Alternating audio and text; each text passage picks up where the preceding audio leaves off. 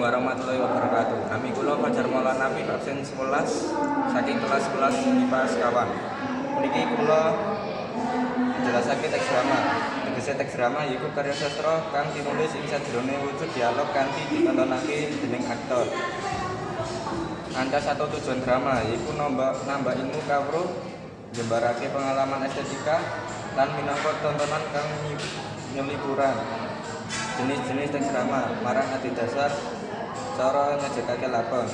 A. Tragedi, B. Komedi, C. Tragedi komedi, D. Opera, E. Operae, F. Melodrama, G. Varie, H. Pantomim.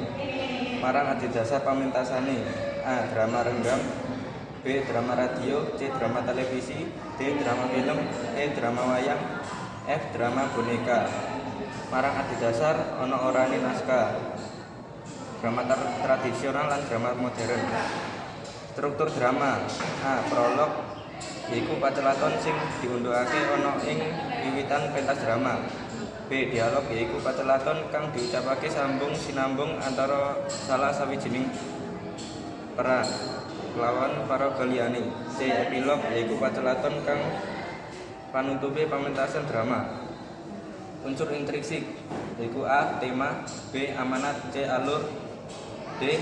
Perwatakan, latar, sudut pandang lan gaya basa. Sekap semanten atur kula. Assalamualaikum warahmatullahi wabarakatuh.